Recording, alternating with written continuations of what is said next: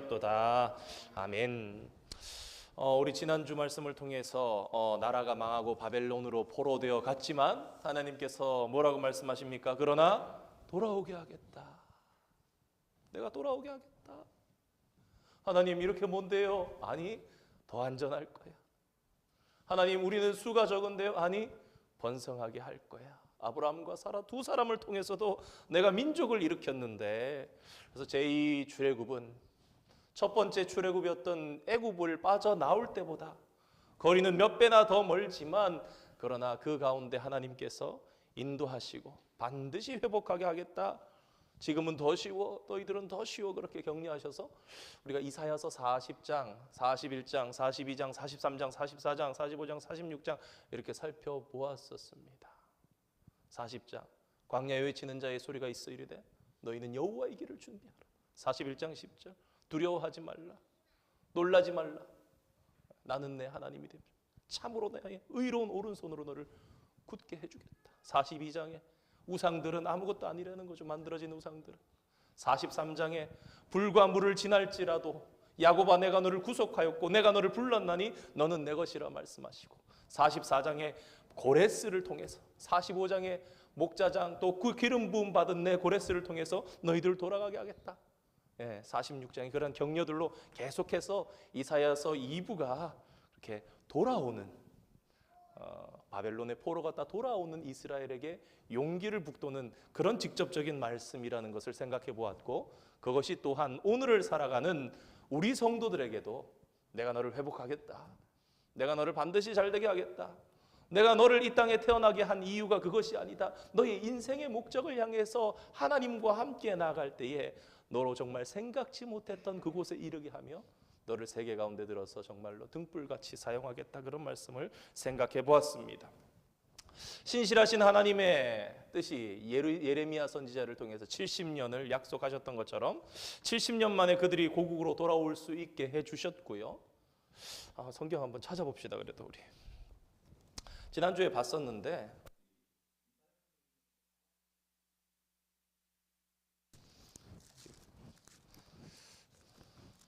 뒤에 죄송합니다. 이사야 예레미야 뒤에입니다. 예레미야 25장 11절 12절 12절 말씀 읽겠습니다. 11절 12절 같이 읽겠습니다. 1089면입니다. 시작.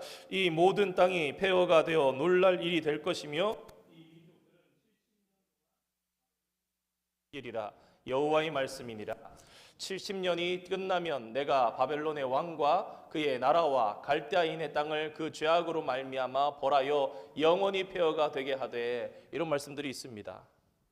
자, 그런데 이 연수를 깨닫고 기도했던 사람이 있습니다. 여러분이 예레미야 따라서 그 연수를 깨달으니 그러면서 심각성을 느끼고 기도했던 사람이 누굽니까? 다니엘입니다. 우리가 주여 삼창하는 거 있죠. 다니엘서 9장 한번 가보겠습니다. 예레미야 뒤에 에스겔, 그 다음에 다니엘입니다. 다니엘서 9장, 다니엘서 9장 1249면입니다. 제가 이걸 찾아놓지는 않았는데 그래도 한번 이걸 좀 아시고 봐야 되겠다, 우리가 기억해야 되겠다. 우리가 기도해야 하고 그러면 주여 주여 주여 이렇게 하는데 누구를 근거를 따라서 하는 거냐? 여러분 다니엘의 이 9장입니다. 여러분 기억하시기 바랍니다. 자, 다니엘서 9장 19절입니다. 읽겠습니다. 시작. 주여 들으소서, 주여 용서하소서, 주여 귀를 기울이시고 행하소서, 지체하지 마옵소서. 나의 하나님이여 주 자신을 위하여 하옵소서. 이는 주의 성과 주의 백성이 주의 이름으로 일컬은 바 됨이니이다. 그런데 이게 앞에 9장 2절을 보시면 나옵니다. 9장 2절 앞쪽에 한 장만 딱 넘어오셔서 다니엘 9장 2절 보면 왜 기도했나? 2절 3절 요 두 절만 읽겠습니다. 시작. 곧 그 통치 원년에 나 다니엘이 책을 통해 여호와께서 말씀으로 선지자 예레미야에게 알려주신 그 연수를 깨달았나니 곧 예루살렘의 황폐함이 70년 만에 그치리라 하신 것이니라. 3절입니다. 내가 금식하며 베옷을 입고 죄를 덮어쓰고 주 하나님께 기도하며 간구하기를 결심하고. 자, 왜 그러냐? 70년이 다 돼가는 거예요. 이 회복의 70년이 다 돼가는 시대예요. 이 다리오 왕이면 이제 다니엘이 이제 마지막. 그런 왜 다니엘이 이렇게 시급하게 기도했는가? 이거는 여러분 에스겔 36장 조금만 앞으로 가시면 됩니다. 다니엘에서 바로 앞이거든요. 에스겔 36장. 여러분 오늘 읽은 성경은 가능하시면 검은색이라도 괜찮으니까 하이라이트 해주시면 표시해 두시면 참 좋습니다. 자, 에스겔 36장 37절. 제가 가진 성경 1209면입니다. 구약 성경 36장 37절. 36장 37절 1208면입니다. 자, 70년이 차면 돌아오게 해주셨다 이거예요. 그런데 그냥 아니다.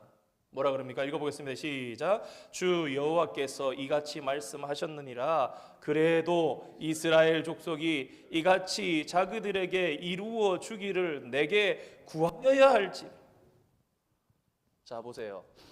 예레미야가 70년을 예언했습니다. 이미 잡혀가기 전부터. 그죠? 자, 다니엘은 어린 시절에 소년일 때 잡혀갔던 사람이에요.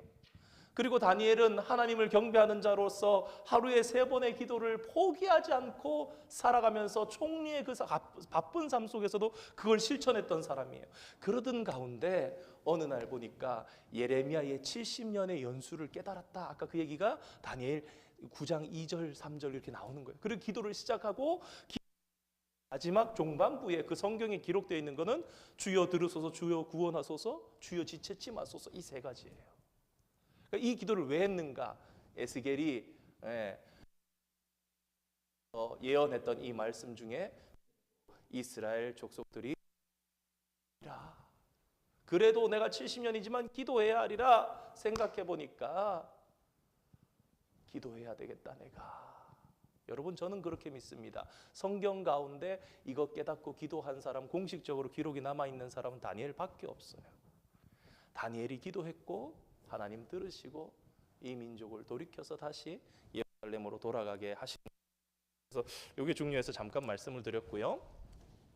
자, 그래서 오늘은 이스라엘 백성들이 바벨론 생활부터 돌아와서 이제 신약 시대로 들어가게 되는. 어떻게 보면은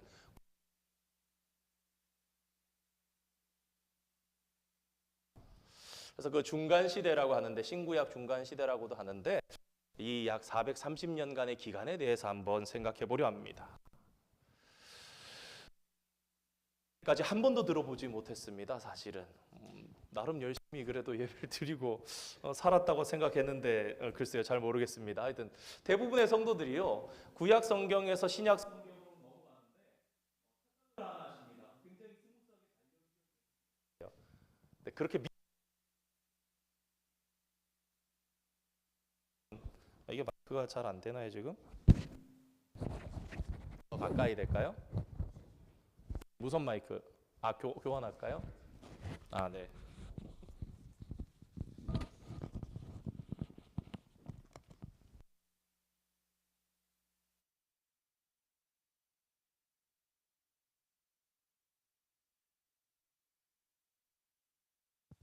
예. 굉장히 잘 연결되는 것처럼 그렇게 생각하고 계세요. 저도 그런 줄 알았습니다. 그런데 여러분 사실 이렇게 생각하시면 될 것 같아요. 말라기 성경하고 이 마태복음하고는 그렇게 잘 연결되는 책이 아닙니다.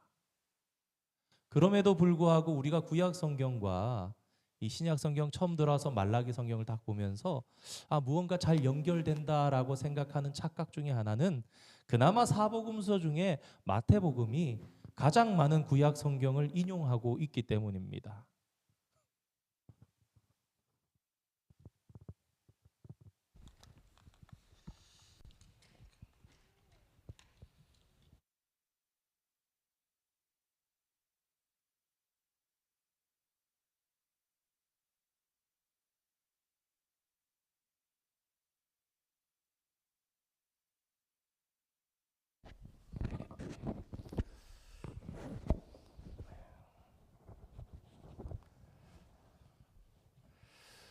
그런데 실제로 말라기 성경하고 신약 성경은 상당히 여러 가지들이 차이가 납니다.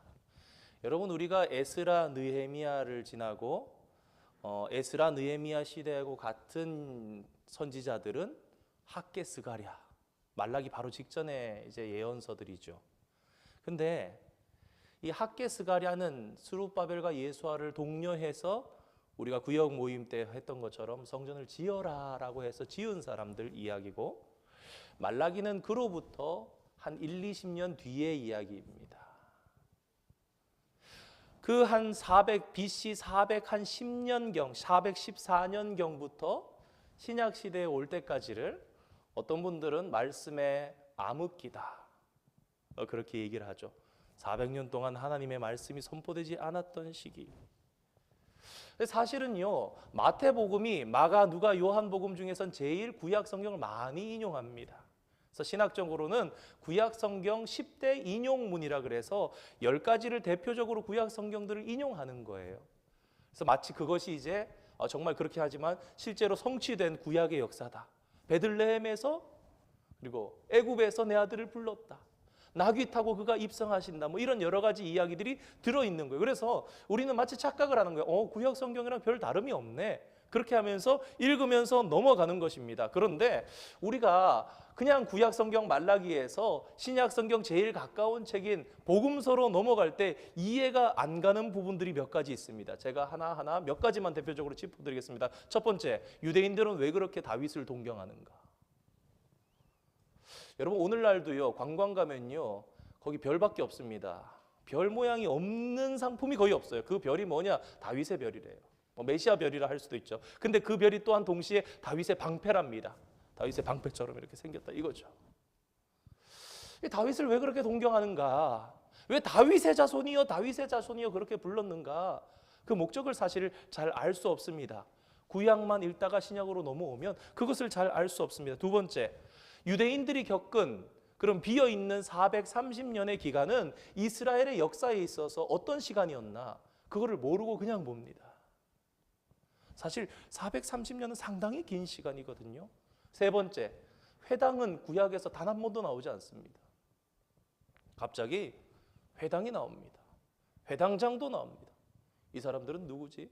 네 번째, 갑자기 등장하는 사람들이 있습니다. 바리새인 구약에 나옵니까? 한 번도 안 나옵니다. 사두개인 안 나옵니다. 셀요딘 안 나옵니다. 갑자기 튀어나오는 사람들이 있습니다. 그리고 하나 더, 유대교가 뭐지?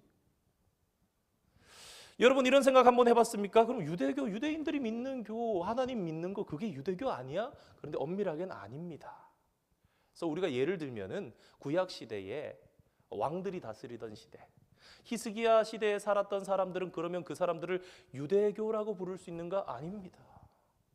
이건 신약과 구약 사이의 중간에 이제 유대교라는 하나의 종교화되어 버린, 이전에 구약 시대 사람들이 하나님을 섬기던 그것과는 다른 하나의 종교가 되어버린 것입니다. 그것을 유대교라고 합니다. 그리고 그 유대교의 특징은 무엇인가? 그리고 마지막으로 메시아 대망 사상.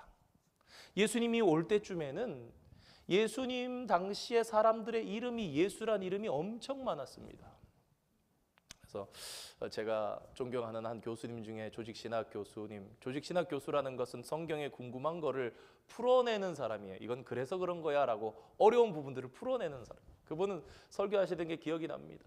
김예수, 최예수, 박예수, 이예수, 전예수 뭐 이렇게 다 있다는 거예요. 그 시대 당시로 따진다면, 한글로 따져본다면 그렇다 이게 수백 수천 명의 예수라는 사람이 있지만 어느 누구를 찔러도 그 피는 다 시커먼 죄악의 피인데 오직 요셉과 마리아에게서 난 예수 그리스도의 피만이 우리를 정결케 하신다 그러면서 이 보혈에 대해서 설교를 하셨던 것이 아직도 인상 깊게 되는데, 말씀드리고 싶은 건 이거예요. 그만큼 예수란 뜻이 구원자잖아요. 구원자를 그만큼 기다렸단 말입니다. 구원자를 그렇게 기다렸는데, 그런데 이 메시아를 대망 아주 크게 소망하지만, 그런데 그 메시아는 어떤 메시아인가? 오해된 메시아입니다. 잘못 만들어진 메시아. 여러분, 사람들이 예수님이 메시아로 성경의 예언 그대로 오셨는데 십자가에 못 박아 죽였어요. 왜 그런가? 내가 믿는 메시아가 아닌 거예요. 그래서 여러분 아마 아실 겁니다. 오늘날에도 예수님께서 이 땅에 오신 지가 2000년이 지났지만 오늘날에도 이스라엘 땅 가운데는 예수님 오시길 기다리고 사는 불쌍한 사람들이 아직도 있습니다. 그 이전에 왔던 선지자 한 사람이 예수가 아닌가, 혹 세례 요한이 아닌가 아직도 생각하는 사람들이 있습니다. 자, 지난주에 말씀을 나누면서 신명기 역사서라는 말씀을 드렸습니다. 간략하게 살펴보았었는데요. 우리가 오늘 신약과 구약의 중간 시대를 생각해 보면서 반드시 생각해 보아야 할 역사서는 역대기 역사서입니다. 이거 제가 좀 써야 되겠네요. 페이지를, 그래도 빈 페이지를 열어서라도 좀 비교를 한번 해봐야 되겠네요. 잠시만요.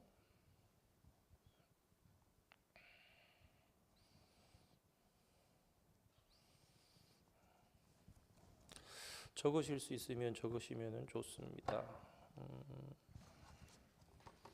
자, 두 가지를 나눠 보겠습니다. 이쪽에는 신명기 역사서, 뒷면이 다 비어 있으니까 쓰시면 됩니다. 그 다음에 역대기 역사서. 자, 이 두 가지에 대해서 한번 생각을 해봐야만 합니다. 자, 우리 앞에서 포로 생활에 대한 이야기를 말씀드리면서 바벨론에서 신학이 발달했다는 말씀을 드렸습니다. 바벨론에서 왜 신학이 발달합니까? 바벨론에서 망해서 처음에는 2년 만에 돌아갈 것이다, 그런 이야기들, 거짓 선지자들도 있었는데 시간이 지나도 안 돌아가잖아요. 야, 이거 뭔가 잘못됐구나, 우리가 확실히 망했구나. 그래서 우리가 보통 아는 역사서가 여기서 쓰여집니다. 자, 신명기 역사서는 어디서 기록되었나? 기록이 바벨론에서 포로되었을 때 기록된 거예요. 왜 망했나? 이래서 망했구나. 말씀을 모세 오경을 비추어 보면서 역사를 다시 되짚어 본 거예요. 사사기 드보라 때는 이건 잘했네, 이건 잘못했네. 사사기 삼손 때는 이거는 잘했네, 근데 이건 잘못했네 하면서 짚어나간 거예요.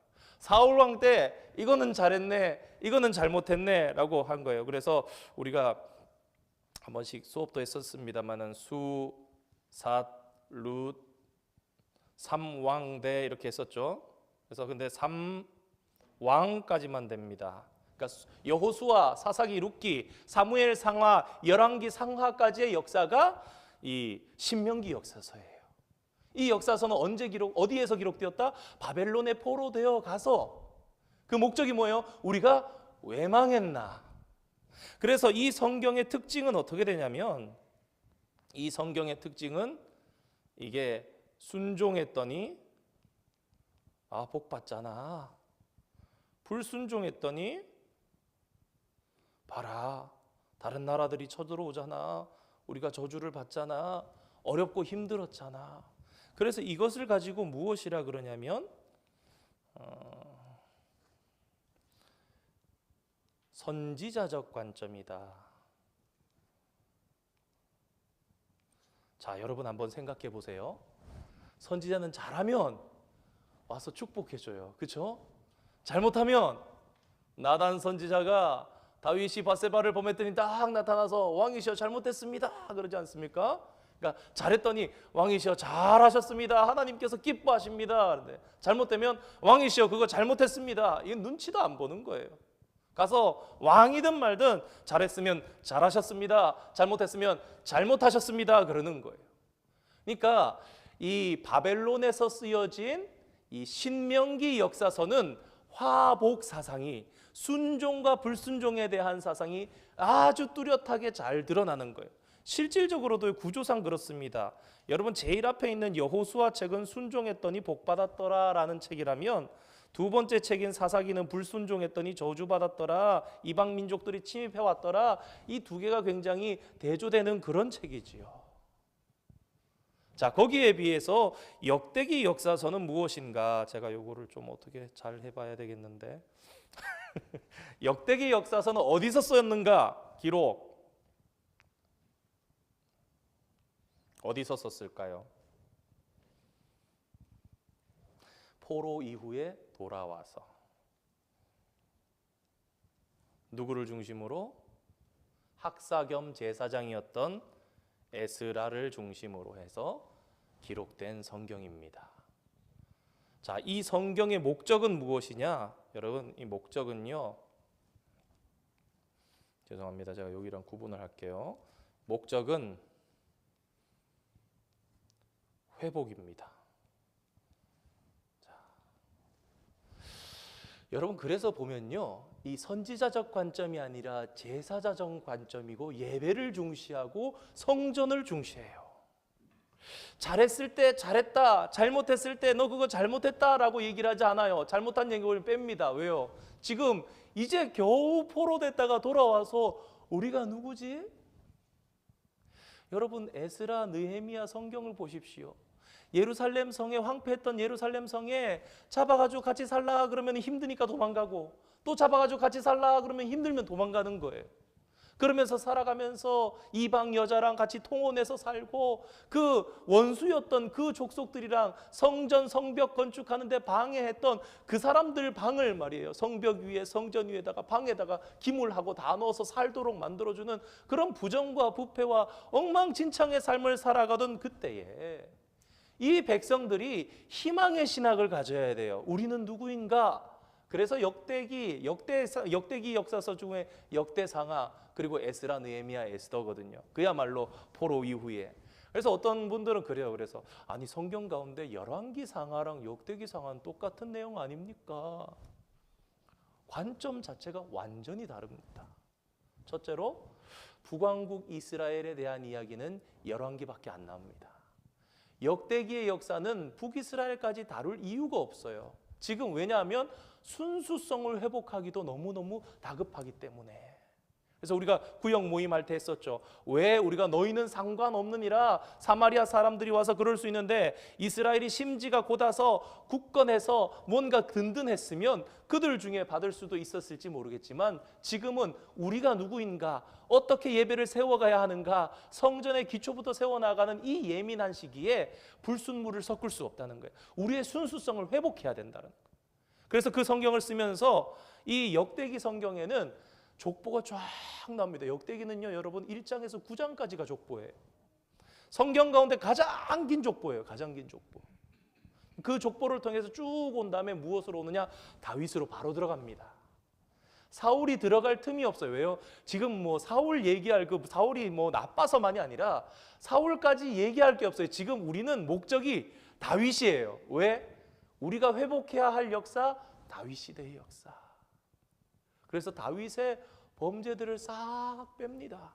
다윗이 죄를 안 지었다라는 것이 아니라 지금은 희망의 역사, 긍정의 역사만 쓰기에도 부족한 거예요, 시간이.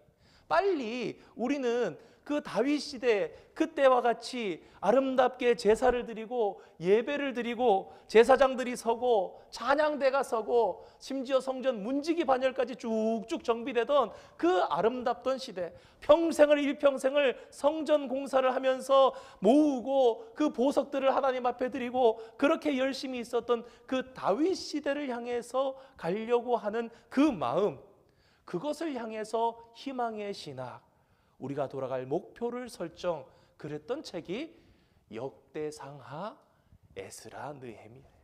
그러니까 역대상, 다윗이, 여러분 그래서 역대상에 보면은 후반부에 보면 다윗이 하는 일들이 거의 다 예배와 제사에 대한 거예요. 성전 준비에 대한 거예요. 다 그런 정비하고 그런 것들이 이 열왕기 성경에 비해서 엄청나게 많은 거예요. 그가 일평생을 모았던 일들, 제사장을 이렇게 하는 일들, 모든 그런 일들이 집중되어서 그 분량이 엄청나게 나옵니다. 무엇이냐? 중요하다는 거예요. 이 스룹바벨 성전을 짓고 나서 재건된 이스라엘의 초점이 예배를 회복하고 성전을 회복하면 우리는 다시 잘 된다, 그거예요. 자, 여러분 보세요. 역대상, 다윗이 왕이 되어서 그의 일생에 어떤 걸 힘썼냐? 나라를 공고히 하는데 제일 먼저 뭐 합니까? 법궤부터 예루살렘 성에 딱 안치하는 거예요. 그리고 그의 마음이 어디로 향합니까? 성전 지어야지. 근데 못 지었잖아요. 그렇지만 이 빅 프로젝트는 이제 아들 때까지 이뤄가서 지어지게 되는데, 여러분 보십시오. 그러니까 역대상은요, 나라를 곤고히 이루고 하나님께 열심을 다해서 성전을 준비를 마쳤던 다윗, 역대하는요 그 아버지를 이어받아서 성전을 열심히 만들었던 솔로몬, 그리고 그 다음 왕들의 이야기는 그 후반에 나오는 왕들이 어떻게 하나님을 경시했을 때 나라가 망하고 성전까지 다 무너졌는가, 그 이야기를 하고 있는 거예요. 그리고 나서 그러면 에스라 느헤미야는 무엇이냐? 그 성전을 다시 회복한 이야기를 하고 있는 거예요. 그러니까 이 역대기 성경을 통해서 메시지가 있는 거예요. 무엇인가 전하는 메시지가 있는, 이스라엘아 봐라, 너희들이 잘못한 것을 거울로 삼아서 배워라. 바벨론에 끌려가는 이러한 역사는 단 한 번으로 족하다. 다시는 있어서는 안 된다. 하나님을 바로 섬겨라. 그러면 하나님께서 너희들에게 복을 주실 것이다. 만일 그렇지 않으면 또다시 바벨론의 70년 역사 같은 재앙이 반복될 거야. 학사 에스라를 중심으로 해서 수세기 동안 쓰여졌던 역대상하와 에스라, 느헤미야, 에스더의 목적이 그거예요. 그러니까 그 초점이 다윗이에요. 그러한 다윗에 대한 열망, 누군가가 다윗의 후손 중에 마침내 서게 될 누군가가 올 텐데 그날이 오면 메시아의 때가 회복될 거라는 그런 생각을 가지고 그것을 기다리고 있었던 거예요. 그래서 성전을 건축하고 예배 드리게 되는 것을 가장 대망하면서 정말 인생의 최대 과업으로 생각했던 그러한 다윗의 역사를 그렇게 전했다는 거. 자, 여기까지 보시면 이해가 될 것 같습니다. 첫 번째 페이지 우리가 그림 한번 보겠습니다. 자, 신구약 중간 시대입니다. 이 사람 누구일까요, 여러분? 그러면 여기 중간에 이렇게 얼굴이 이렇게 나와 있는데 이렇게 동그라미를 치니까 오히려 이상해 보여서 누구일까요? 여러분, 역대기 성경의 목표가 뭐라고요? 다윗 시대를 회복. 누굴까요? 다윗입니다. 다윗대로 돌아가자는 거예요. 우리의 목표는 다윗이다. 자, 그래 보면은 다윗이 왕관이 있습니다. 그뿐만입니까? 여러분, 다윗이 칼이 있죠. 세계를 정복했습니다. 세계를 정복했는데, 여러분, 그런데 이 다윗이 어떤 다윗인가? 역대기의 다윗은, 자, 요게 모자예요. 모자인데 이게 제사장의 모자입니다.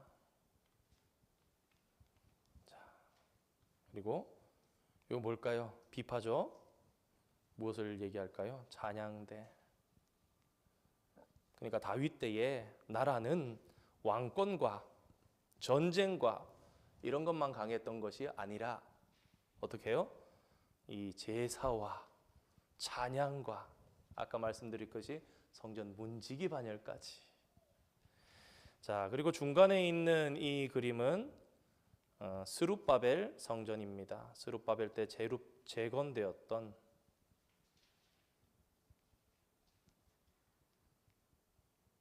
자, 그래서 성전을 중심으로 성전 공동체가 회복되는 것, 성전 국가가 만들어졌던 것, 그것이 신구약 중간 시대의 그런 그림입니다.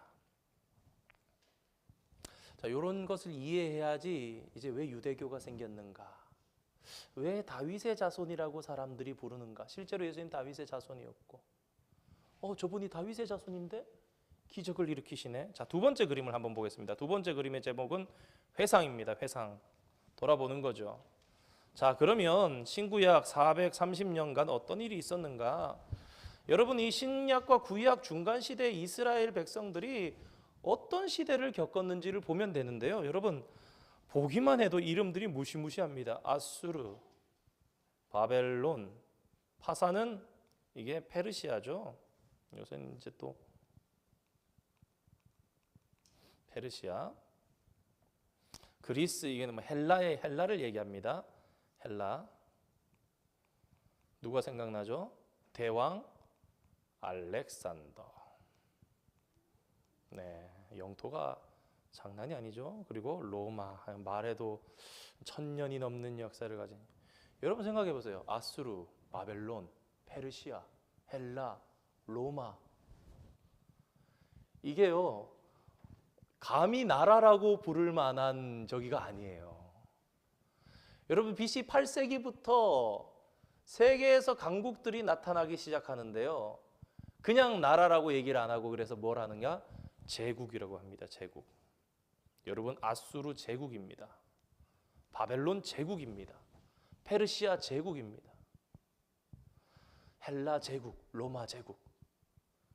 자, 그러니까 이 제국의 시대를 살면서 이 다섯 나라로부터 엄청나게 영향을 받는 그런 시대를 살아갈 수밖에 없었던 거예요. 아수르 때는요, BC 700년에, BC 722년에 이미 북왕국 이스라엘은 호세아 왕 때 망했습니다. 그러니까 아수르라는 국경과 남유다가 국경을 딱 마주치는 거예요. BC 700년에 사네리브 왕이 침공했을 때 그 상황이 얼마나 비참했냐면은, 전에 이사야 성경을 하면서 한번 말씀드린 적이 있었는데요.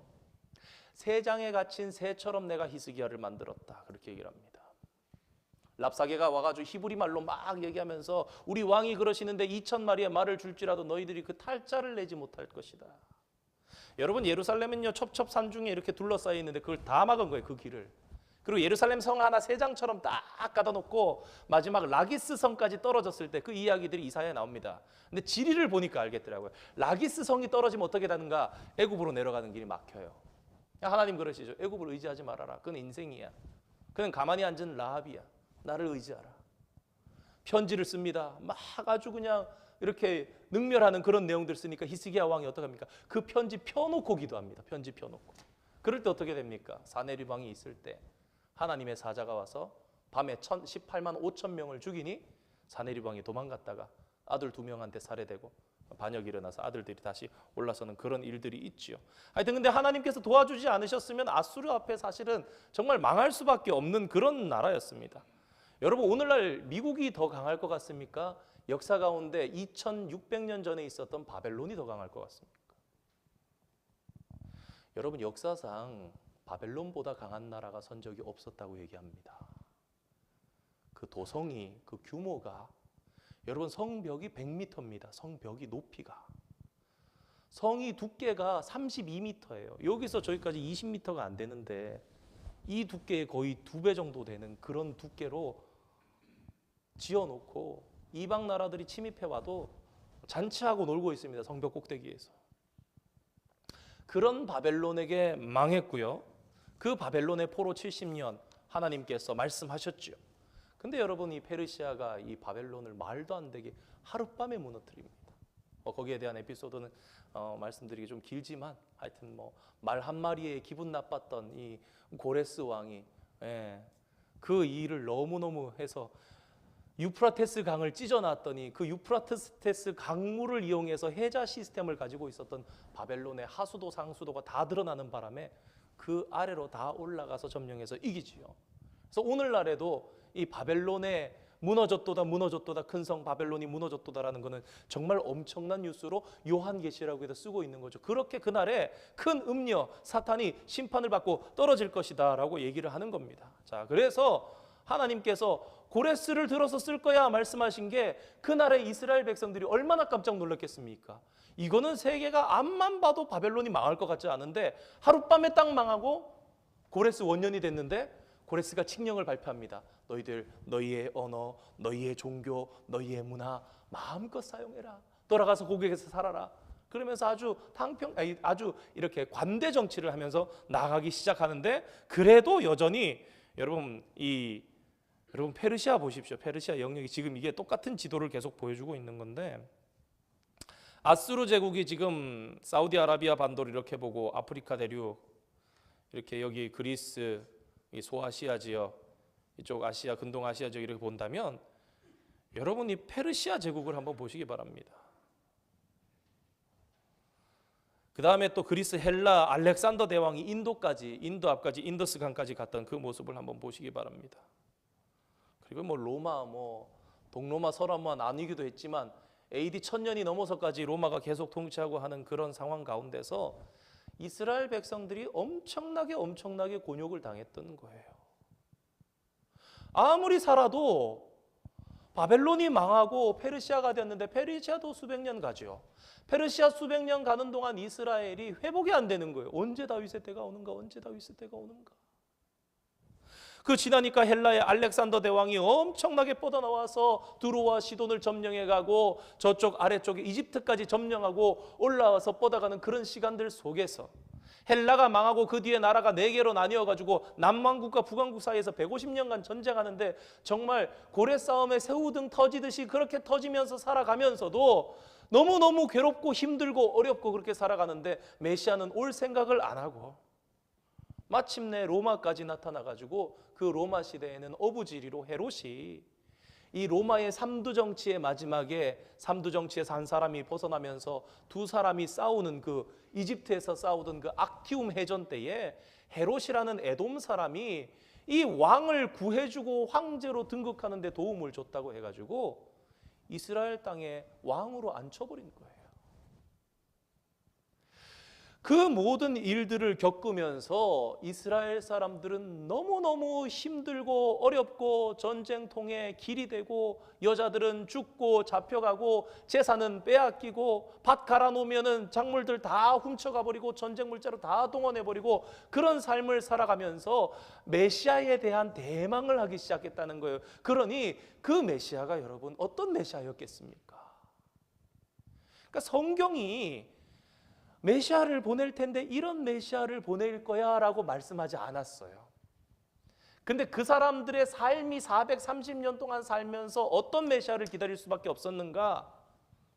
다윗처럼 강하고 전쟁을 잘하는 통치자를 기다렸던 거예요. 그러니까 유대인들의 생각에 오해가 되면서 첫째로 이 땅에 하나님의 나라가 온다는 거예요. 그 나라는 다윗의 후손 중에 한 사람이 옛날 다윗 때처럼 왕이 될 거라는 거예요. 그는 지혜롭고 겸손하며 전쟁도 잘하고 모든 제사와 예배를 다 회복시킬 거라는 생각을 하고 있었는데, 그래서 유대인들은 생각하기를 어떻게 생각했는가? 메시아가 오면 주변의 나라들을 다 망하게 하거나 노예화시켜서 우리에게 복속시킬 거라는 그런 마음을 가지고 있었어요. 근데 예수님 안 그렇잖아요. 심지어 뭐라 그랬습니까? 나 십자가를 질 거야. 제자들까지도 실망 대실망을 하는 거예요. 그리고 세례 요한 같은 사람도 말씀드렸었죠. 예수님의 초림과 재림을 멀리서 볼 때 한 개의 산처럼 봤다 이거죠.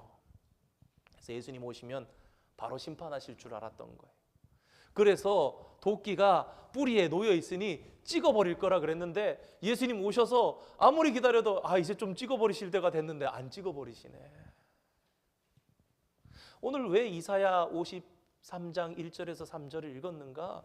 오해된 메시아 때문에 사실은 그랬습니다. 성경에서는 아무 흠모할 고운 모양도 없고 연한 순 같아서 마른 땅에서 나온 뿌리 같다. 흠모할 만한 아름다운 것이 없다.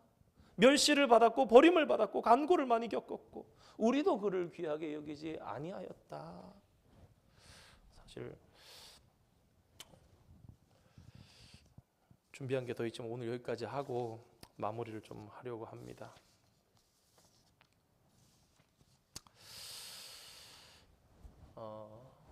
흑암기라고 하지만 그러나 어떤 분들은 이렇게 생각하십니다. 말씀이 없었던 시대가 아니라 그리스 헬라의 역사가들을 사용하셔서 얼마든지 더 자세하게 그 역사들이 다 남아있는, 여러분 아까 말씀드렸던 이 바벨론 왕국의 멸망이라든가 페르시아가 어떻게 정복하고 그 모든 왕들이 어떻게 그리스와 전쟁했던 그 이야기는 여러분 영화로도 유명한 영화 300이라는 영화에 그대로 들어있는 내용들입니다. 로마가 전쟁에서 1차 3두 정치, 2차 3두 정치 했던 거 너무나 유명한 이야기, 로마인 이야기 다 들어있는, 한니발 장군 이야기는 다 들어있는 이야기들. 그리고 그런 속에 에돔 사람 또리또리했던 헤롯을 정치를 잘하니까 갔다가 엉뚱한 관련 없는 유대 땅의 왕으로 딱 앉혀가지고 아주 이상하고 희한한 정치가 시작되게 했던 그 모든 일들이 일어났던 이 이스라엘. 근데 여러분 우리는 이런 제국들의 역사를 보면서 하나를 더 생각하게 됩니다. 이 제국들의 역사가 사실은 다니엘서에 다 기록되어 있습니다. 메데아 바사가 됐다가 바사 페르시아가 더 길게 갈 거야. 그 얘기도 다 예언으로 환상처럼 들어있고요. 헬라가 나와서 아주 강력한 알렉산더라는 이름은 없지만 왕이 나올 거야. 그 뿔이 꺾이고 나서 동서남북으로 4개의 뿔이 나올 거야. 그 4나라에 대한 이야기. 심지어 바벨론 왕 느부갓네살에게 다니엘서 1장 2장 연결되는 왕이시여 꿈에 금신상을 보셨습니다. 금은 왕이시니 왕은 금머리입니다. 바벨론. 그 다음에 은과 같은 가슴과 팔, 그 다음에 노수로 되어 있는 배와 넓적다리, 그 다음에 종아리는 쇠, 그 다음에 얼마는 흙, 얼마는 쇠는 발이라 그러는데 여러분 그게 그대로 돼서 바벨론, 페르시아, 헬라, 로마 이렇게 내려가는 역사들이 사실 그 가운데 들어있는 거예요. 다니엘이 2세기까지 기원전 2세기까지 예언을 했습니다. 6세기에 살았던 사람이에요. 두 가지를 생각해 보려 합니다. 사랑하는 성도 여러분, 참 그런 것 같아요. 이전에는 그래도 연말이고 새해면 소망이, 희망이 더 부푼 가슴이 있었던 것 같은데 어느샌가 자꾸 살아갈수록 더 여유가 없고 사람들의 삶이 무언가 변해간다는 생각을 합니다. 근데 우리가 인간적으로 생각하면 그럴 수 있어도 우리의 소망은 한 분 하나님밖에 없고 하나님께서는 분명히 오늘도 우리에게 말씀하십니다. 내가 회복할 거야. 내가 희망을 줄 거야. 두 번째로 이거는 다음번까지 시간이 돼야지 좀 더 명확하게 나오겠지만 이스라엘 백성들이 유대인들이 결국 살면서 그 중간 시대를 살면서 무엇을 만들었는가? 자기들이 예수님을 만든 거예요. 어떻게요? 자기들의 필요에 따라서. 그래서 성경대로 진짜 예수님이 오셨을 때 모퉁이에 버린 돌처럼 버린 겁니다. 안 맞으니까 우리 하나님이 아니라는 거예요. 그런데 이 모습이 오늘을 사는 저와 여러분에게는 없습니까? 우리의 현실이 너무 힘들고 어렵기에 내가 오늘 육신적으로 생각하는 나에게 필요한 하나님을 강요하진 않는지, 그런 하나님을 만들고 있지는 않은지. 하나님은 하나님이십니다. I am who I am. 나는 나라. 내가 시작하였고 내가 마치리라. 그 하나님께서 실수가 없으시고 빈틈이 없으시고 오늘도 우리 교회를 주의 오른손으로 붙잡고 지키시고 그 주님께서 그리스의, 헬라의, 바벨론의, 페르시아의, 로마의 모든 역사들 속에서 복음이 전파되게 하시고 메시아가 마침내 오게 하시고 그러셨던 것처럼 오늘도 이루시고 반드시 주님의 구원을 이루어내시고야 말 겁니다. 여호와의 신실하심이, 여호와의 부지런하심이, 여호와의 성실하심이 이를 이루리라. 그 사실을 믿으시면서 오늘도 하나님밖에 소망 없음을, 이 메시아를 기다리고 우리의 인생의 목표는 사실 그것 아닙니까? 주님 모시는 것, 주님 앞에 준비하는 것. 주님밖에 없음을 생각하면서 준비하고 주님의 기쁨 되며 살아가는 저와 여러분 되시기를 주님의 이름으로 축원드립니다. 우리 함께 찬양 하나 하겠습니다. 주님 한 분밖에는 아는 사람 없어요. 찬양하고 기도하고 돌아가도록 하겠습니다. 하나님을 진정 아는 우리들이 되기를 원합니다. 주님 한 분밖에는 아는, 제일 뒤에 있습니다. 없어요. 가슴 깊이 숨어 있는 주를 사랑하는 마음, 주님 한 분밖에는 기억하지 못해요. 처음 주를 만난 그날 울며 고백하던 말 나는 행복해요. 나는 행복해요. 죄사함 받았으니 아버지 품 안에서 떠나 살기 싫어요. 나는 행복해요. 사랑이 샘솟으니 이 세상 무엇이든 채우고도 남아. 나는 행복해요. 죄사함 받았으니 나는 행복해요. 죄사함 받았으니 아버지 품 안에서 떠나 살기 싫어요. 나는 행복해요. 사랑이 샘솟으니 이 세상 무엇이든 채우고도 나아요. 잠깐 기도하고 주기도문으로 마치기를 원합니다. 사랑하는 성도 여러분, 그렇습니다. 하나님 한 분밖에 없습니다. 우리가 애써야 할 것 하나님 바로 아는 것밖에 없습니다. 하나님께서 통치하십니다. 하나님께서 다스리십니다. 우리에게 주밖에 소망이 없습니다. 기도하실 때에 하나님 우리를 통치하여 주시고 다스려 주십시오. 바르게 하나님을 섬기는 저희들 되게 하시고 바르게 하나님을 아는 저희들 되게 하여 주시옵소서. 대강절, 성탄절 주님께서 우리에게 합당한 마음을 주시고 이끌어 주시옵소서. 큰 기쁨 가운데 주님을 맞으며 예배하는 성도 되게 하여 주시옵소서. 연말에 더욱 넉넉한 마음으로 주님의 마음 닮아가게 하여 주시옵소서. 주변을 살피며 선교지를 살피며 여러 곳에 하나님의 꿈이 부풀어 오르게 주님 역사하여 주시고 세임과 소망을 베풀어 주시옵소서. 아프고 어려운 성도들을 주님 지켜주시옵소서. 우리 이런 몇 가지 기도의 제목을 가지고 잠시 한 2분간 동성으로 기도하시고 주기도문 하겠습니다. 거룩하신 아버지 하나님, 주님의 은혜와 사랑을 감사드립니다.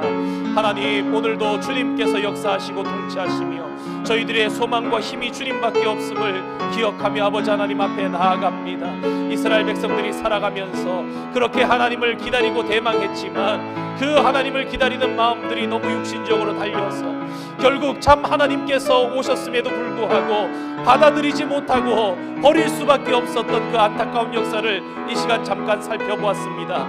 그러나 암흑기 같은 그 시대 가운데도 하나님께서는 여전히 말씀하셨고 장중에 그리스와 로마를 붙잡아서 사용하시며 이스라엘을 가르치셨고 그 가운데 메시아를 약속하셨던 메시아를 주셨음을 아버지 하나님 생각합니다.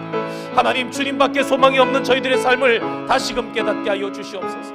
이 마지막에 해를 보내면서 대강절 또 성탄절을 기다리면서 주님께서 주시는 합당한 마음, 깨끗한 마음, 청결한 마음, 온유한 마음 아버지 하나님이셔 가지고 살아가며 주님의 뜻에 부합하는 저희들 되게 하여 주시옵소서. 연말에 더욱 넉넉한 마음을 저희들에게 주시고 주님의 마음 닮아가게 하여 주시옵소서. 주님, 우리의 주변에 안타까운 일들, 아버지 하나님 전쟁 중에 있는 자들, 아버지 하나님 선교지에 아버지 안타까운 모든 상황들 가운데 하나님 간섭하여 주시고 어느 곳에서나 주님의 꿈이 부풀어 오르게 하여 주시고 새 희망과 새 소망이 아버지 하나님 흘러넘치게 하여 주시옵소서. 아프고 어려운 성도들을 붙잡아 주시고 오가는 많은 성도들을 아버지 하나님 붙잡아 주시고 건강하게 하시고 아버지 하나님 무엇보다 영혼이 잘 되며 아버지 마음이 풍성할 수 있는 우리 교회 모든 아버지 하나님의 손석들 되게 주님 축복하여 주시고 역사하여 주시옵소서.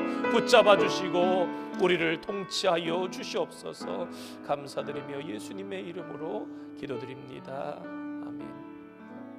하늘에 계신 우리 아버지, 아버지의 이름을 거룩하게 하시며 아버지의 나라가 오게 하시며 아버지의 뜻이 하늘에서와 같이 땅에서도 이루어지게 하소서. 오늘 우리에게 일용할 양식을 주시고 우리가 우리에게 잘못한 사람을 용서하여 준 것 같이 우리 죄를 용서하여 주시고 우리를 시험에 빠지지 않게 하시고 악에서 구하소서. 나라와 권능과 영광이 영원히 아버지의 것입니다. 아멘.